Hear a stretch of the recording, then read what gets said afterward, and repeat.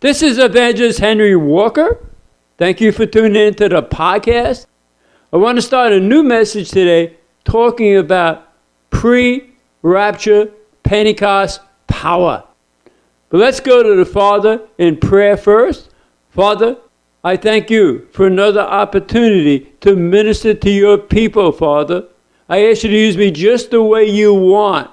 Let me say only what you want me to say, nothing more and nothing less. Help people, Father, to open up their spirits to not only receive the word, but study the word for themselves. Father, we give you all the praise and the honor, Father, in the mighty name of Yahshua, by the blood of Yahshua. Let's go to the book of Exodus, chapter 19. Again, we're talking about pre-rapture Pentecost power. We just celebrated Pentecost Thursday night at 6 p.m. last Thursday, Sivan 6 on the Hebrew calendar. Incidentally, you can access the Hebrew calendar on my website at henrywalker.org by clicking on Hebrew calendar and then click on the top link to Hebrew calendar. And then it says create calendar. Before you hit create calendar, just make sure on the top right, show all Hebrew dates is checked off. And then go into create the calendar. And just remember that the day runs from 6 p.m. to 6 p.m. Exodus chapter 19. Now Pentecost is 50 days after the Feast of First Fruits. 50 days from when Yahshua rose from the dead. Remember, Yahshua spent 40 days with his apostles after he rose from the dead. They said, tarry in Jerusalem till you be endued with power from on high. So it's at 10 days they had to spend in Jerusalem waiting for the promise of the Father. And so it's the Spirit of the Father that overshadowed them. There's only one Spirit, Ephesians 4:4. The promise of the Father is the infilling of the Spirit of the Father in them on the day of Pentecost. In Exodus chapter 19, verse 1. In the third month, which is Sivan, when the children of Israel had gone forth out of the land and of Egypt, the same day they came into the wilderness of Sinai. That's Sivan 3. This is 47 days after they came out of Egypt. In verse 2, for they were departed from Rephidim and were come to the desert of Sinai and had pitched in the wilderness, and there Israel encamped before the mount. In verse 3, and Moses went up unto Yahweh, and Yahweh called unto him out of the mountain, saying, thus shalt thou say to the house of Jacob, and tell the children of Israel, you have seen what I did unto the Egyptians, and how I bare you on eagle's wings, and brought you unto myself. Now therefore, if you obey my voice indeed, and keep my covenant, then you shall be a peculiar treasure unto me above all people, for all the earth is mine. And you shall be unto me a kingdom of priests, and a sanctified nation. These are the words which thou shalt speak unto the children of Israel. He said later on, and in 3 days I'm coming down on the 50th day. So Moses went before the people and asked the people if they'd be willing to enter into a covenant with the Father. In verse 7, and Moses came and called for the elders of the people and laid before their faces all these words which Yahweh commanded him. And all the people answered together and said, all that Yahweh had spoken we will do. And Moses returned the words of the people unto Yahweh. So here's a covenant that the Father wanted to enter into Israel. He chose Israel to enter into this covenant. He wanted them to obey his commandments. And the commandments he gave was in Exodus chapter 20, the 10 commandments. And the Jewish rabbis believed at that time that the Father spoke from Mount Sinai in 70 different languages. Those were the languages spoken throughout the world. And when he spoke the commandments, it was like sound waves. The Israelites saw the sound waves coming out of his mouth, fiery, and it came to each one in the Jewish camp and said, will you obey this commandment? And they said, yes, we will. Will you obey this commandment? Yes, we will. And those fiery words went on the 10 commandments on the stone. So he's saying, obey my commandments. But they couldn't obey his commandments. And remember, those 10 commandments is something Yahshua wanted us to keep also. Somebody came to Yahshua and said, which is the greatest commandment? They said, love the Father with all your heart, mind, and strength. And then love your neighbor as yourselves. He summarized the first 4 commandments to loving the Father with all your heart, mind, and strength. So if you go to Exodus 20 with me, in Exodus chapter 20, verse 1, and Elohim spoke all these words, saying, I am Yahweh, your Elohim, which have brought you out of the land of Egypt, out of the house of bondage. You have no other fake Elohim before me. You shall not make unto thee any graven image or any likeness of anything that is in heaven above, or that is in the earth beneath, or that is in the water under the earth. You shall not bow thyself to them, nor serve them. For I, Yahweh, your Elohim, am a jealous Elohim, visiting the iniquity of the fathers unto the children, unto the 3rd and 4th generation of them that hate me, and showing mercy unto thousands of them that love me, and keep my commandments. Verse 7, you shall not take the name of Yahweh your Elohim in vain, for Yahweh will not hold him guiltless that taketh his name in vain.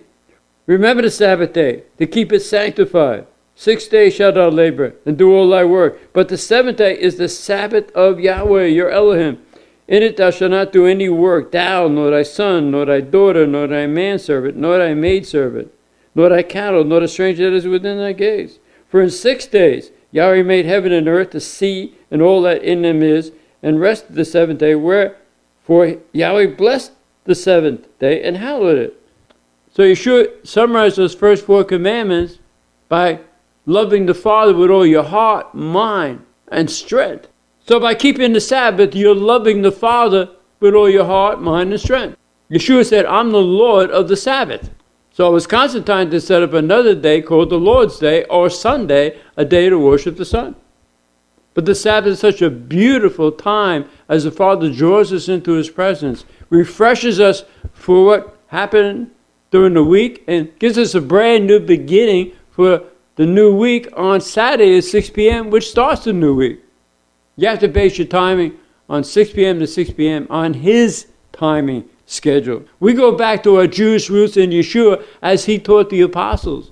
We didn't go into those ceremonial washings and the 600 commandments they can't do. No, we go back to what Yeshua taught the apostles as he's teaching us. It's important that you get back to following him. As I said, he is a Jew, was a Jew, always will be a Jew. And his feast days are all about him. He's fulfilled every feast day with the exception of the last 3, which is Feast of Trumpets, Yom Kippur, which is the Day of Atonement, and Tabernacles, Shakut. But we need more power in these last days because so much is happening in the world, so much pressure on young people, on kids. Some crazy people with the crazy ideas are trying to teach their kids these crazy ideas. So many of the school boards are allowing it to happen. But you as parents need to ask the children every day, what did you learn today? What did the teacher teach you? And if you object, if it's something that's against the Father's word, then go in peaceably to these school board meetings and voice your complaints. They're your children.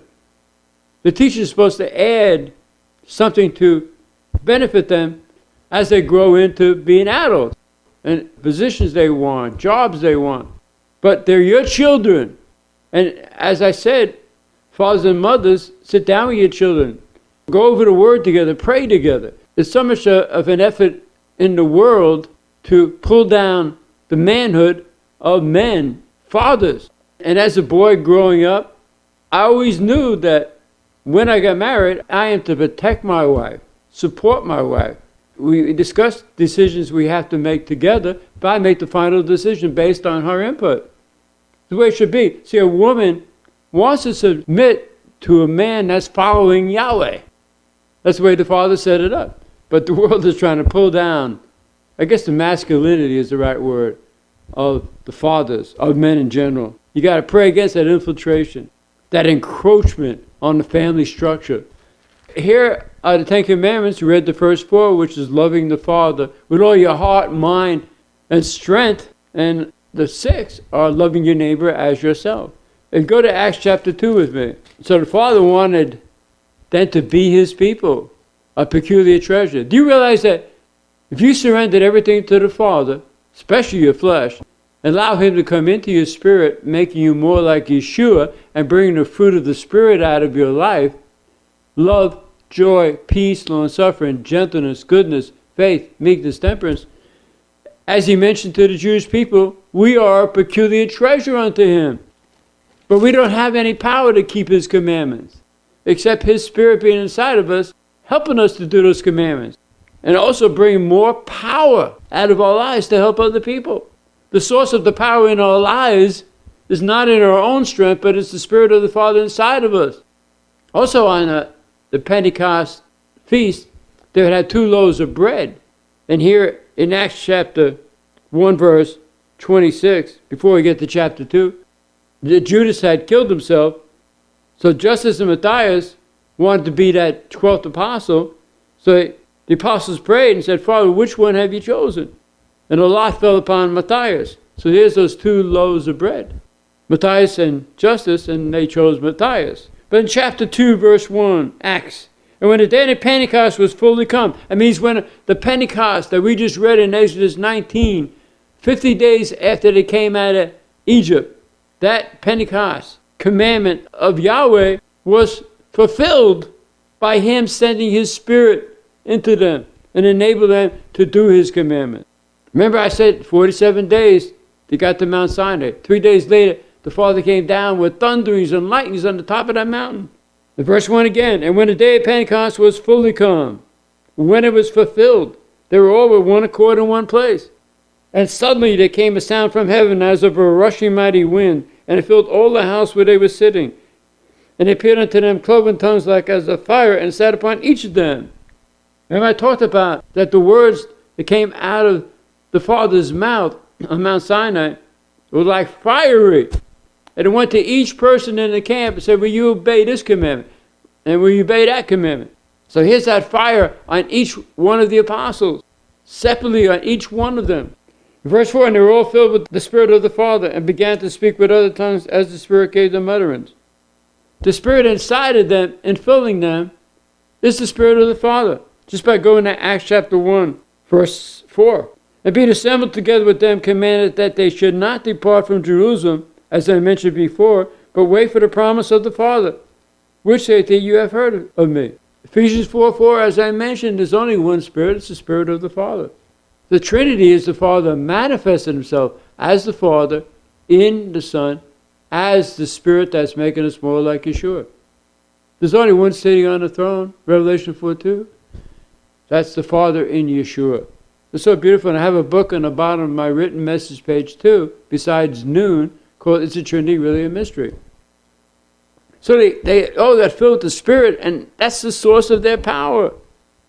Peter got up and spoke to them. He's the one that denied Yahshua 3 times, but look at the power. There's 3,000 that showed up on the first day. They heard the sound of a rushing mighty wind. Remember, after Moses came down from the mountain, some were worshiping the golden calf. There's 3,000 of them that were killed by the Levites. So on the day of Pentecost, the 3,000 that got saved on the first day replaced those 3,000 that were killed because they worshiped the golden calf. A direct attack on his first 4 commandments, making an image. And his name is Yahweh. I am that I am. 7,000 times in the Old Testament, the King James people, I call them, King James, the King James people, translated Yahweh as Lord capitalized, and Lord capitalized comes from Baal. Baal's above the Lord of the flies. Yahweh is his name, I am that I am. It's an action verb. When you surrender everything to the Father, he actively moves on your behalf when you mention his name. And Yahshua, Y-A-H-S-H-U-A, is Yahweh our Savior. The Yah is the family name. Important. So here they have this power. And as I mentioned about the 3,000, it's Acts chapter 2, verse 41. Then they that gladly received this word were baptized, and the same day there were added unto them about 3,000 souls. Father always has a ram in the bush. If somebody says no, he'll just shoot somebody else. He replaced those 3,000 that worshiped the golden calf with 3,000 on the day of Pentecost. The Pentecost experience just happened in the temple. There's not a room in the upper room. They prayed in the upper room. But you can see in verse 46, chapter 2, and they continuing daily with one accord in the temple. So that's where the infilling of the Spirit of the Father took place in the temple. It was one of the 3 feasts that the Jewish people had to be in the temple. Passover, Pentecost, and Sukkot tabernacles. In chapter 3, you can see evidence of this power the Father wants to give us more of His power in this pre-rapture season, because the time is so short. There's so many people that need to hear the truth. Not some fable, not Constantine's doctrine, but the truth. The greatest commandment that the Jewish people have is, Hear, O Israel, Yahweh is one. In chapter 3, verse 1, now Peter and John went up together in the temple at the hour of prayer, being the 9th hour. That's 3 p.m. Why do you think they had the hour of prayer? That's when Yeshua gave up His Spirit, at the 9th hour of the day, 3 p.m. And that's also the time that He rose. He said, I'm going to spend 72 hours in the heart of the earth.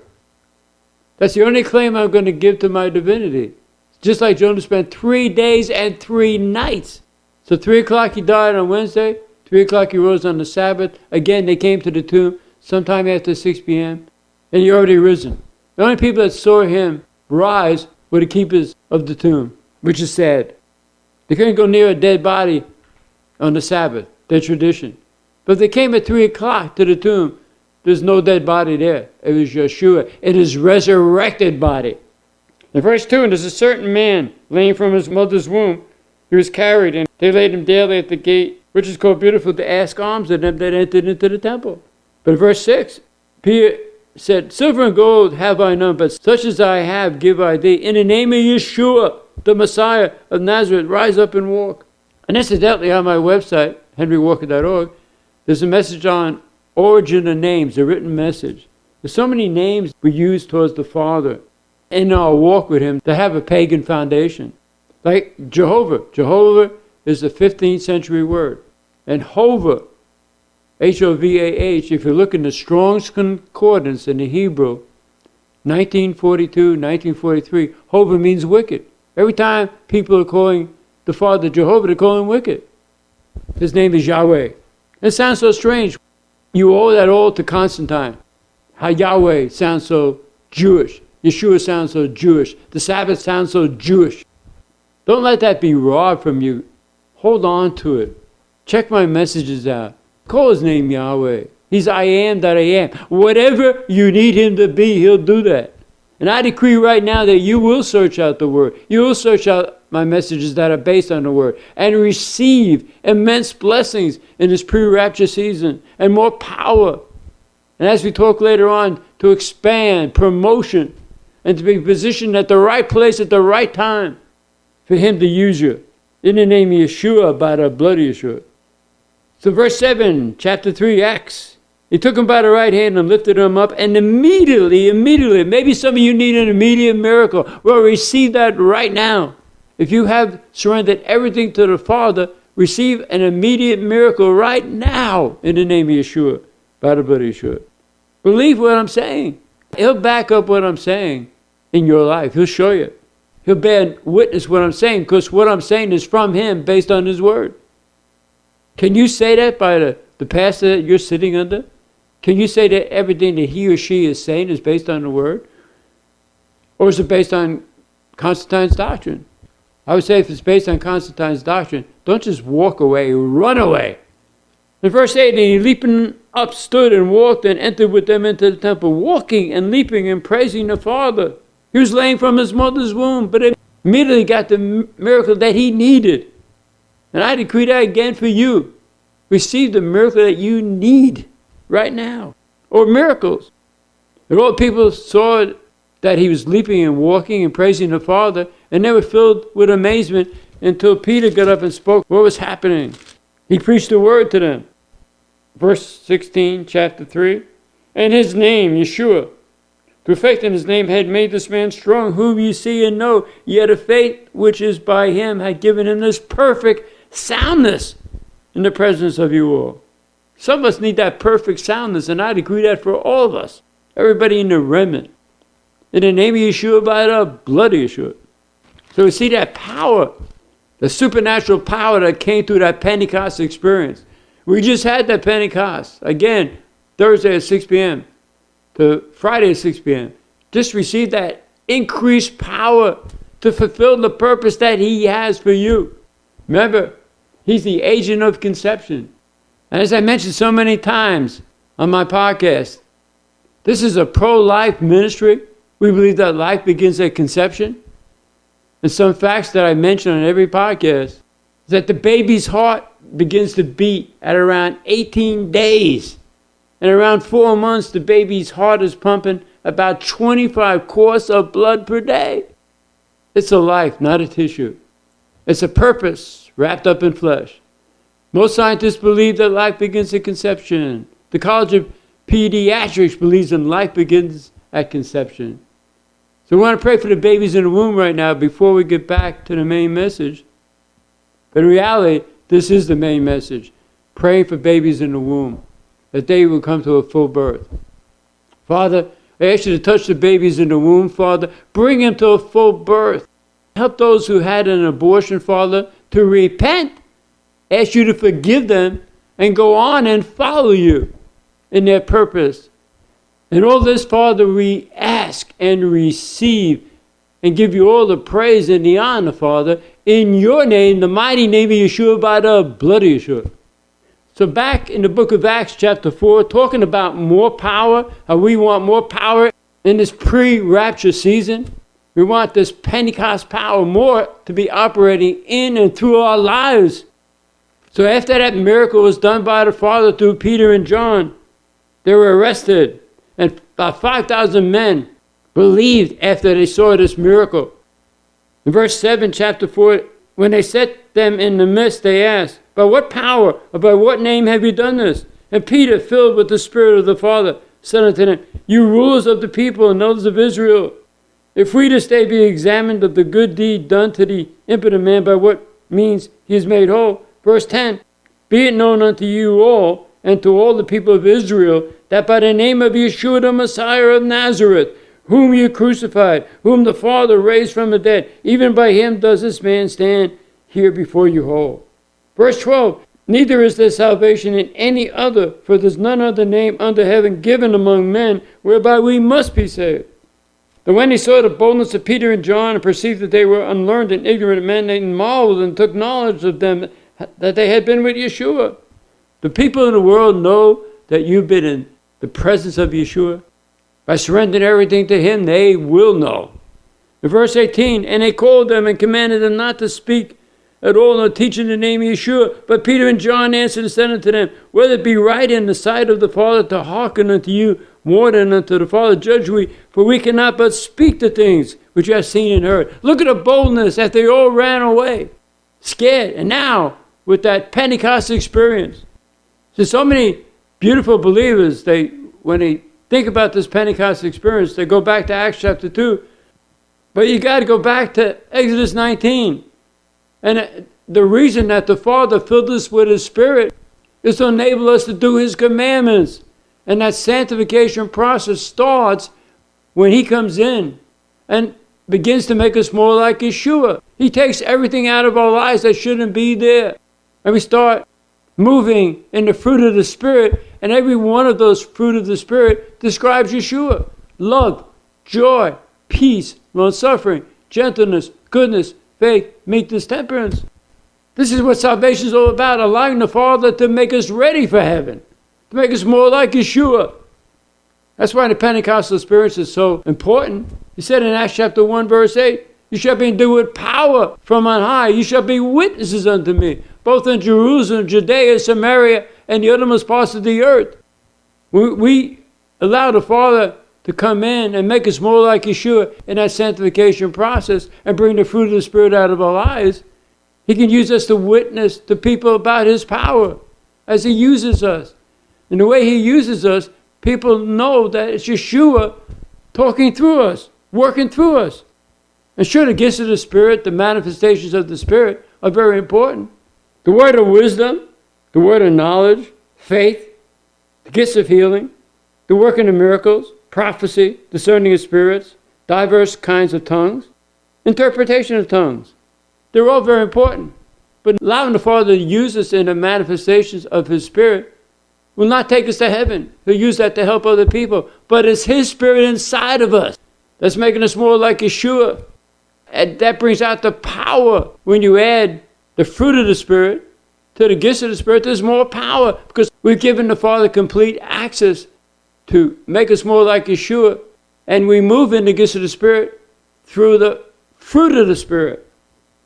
Just the way Yahshua moved when he was on the earth, and the way he wants to move through us. That's the true Pentecost experience. That's the true source of Pentecost power, is submitting everything to him. Allow him to mortify the deeds of our flesh, which is our biggest enemy, the flesh. So back in the book of Acts, after they were threatened by the authorities not to teach or preach in their name, they went into the presence of the Father, in verse 30, chapter 4, by stretching forth your hand to heal, that signs and wonders may be done in the name of Yahshua. And when they had prayed, the place was shaken where they were assembled together, and they were all filled with the Spirit of the Father, and he spoke the word of the Father with boldness. There's that boldness in chapter 5, verse 12. Their prayers were answered, and by the hands of the apostles were many signs and wonders wrought among the people, and they were all with one accord in Solomon's porch, right in the temple where it all started, Solomon's temple. In verse 15, insomuch that they brought forth the sick into the streets and laid them on the beds and couches, that the least, the shadow of Peter, passing by, might overshadow some of them. In verse 16, there came also a multitude out of the cities round about Jerusalem, bringing sick folks and them which were vexed with unclean spirits, and they were healed every one. Look at this power. Look at this boldness. We want more power and boldness in these days right now. And Father, I decree for all of us, as we surrendered everything to you, Father, and you continue to work in that sanctification process on us, we want more power and boldness to minister to the people. So use us. Like Isaiah said in Isaiah 6, here I am, Father, use me. We're saying the same thing. Here we are, Father, use us. In the name of Yahshua, by the blood of Yahshua. And Father, we thank you and praise you. Also on previous podcasts, I've been mentioning about how if your flesh is giving you impure thoughts, anxious thoughts, worried thoughts, say out loud, Yahshua, I thank you for the crown of thorns around your head. That means my mind is protected by your blood. I only think your thoughts. And give those thoughts to the Father like a tennis match. Let him handle those thoughts. Casting down imaginations and every high thing that exalted itself against the knowledge of the Father, and bringing into captivity every thought to the obedience of Yahshua. So don't deal with those thoughts yourself. Give them to the Father. So as we close, remember the Father wants to give us more power. As we decrease in the flesh, he gives us more power. Allow him to work on our flesh. Allow him to take those things out of our lives that need not to be there, that could possibly separate us from the Father through Yahshua. And maybe people he wants to take out of our lives. Certain people, surrender them to the Father. If in his perfect will he wants to remove them from your life, let him do so. He'll add more people that you can trust. They won't try to take advantage of you and steal from you. Whether it be love, joy, money, whatever. He wants those people in your life that will help you as you help them, to network together. If any of you have any praise reports or any questions and you want to email me, you can email me at contact@henrywalker.org. contact@henrywalker.org. And if you enjoy these podcasts, tell other people about these podcasts, share, subscribe, hit the like button, and remember till next time, this is Evangelist Henry Walker saying, greater is the Father in you, your daddy, the King of the universe, than anything or anybody in the world.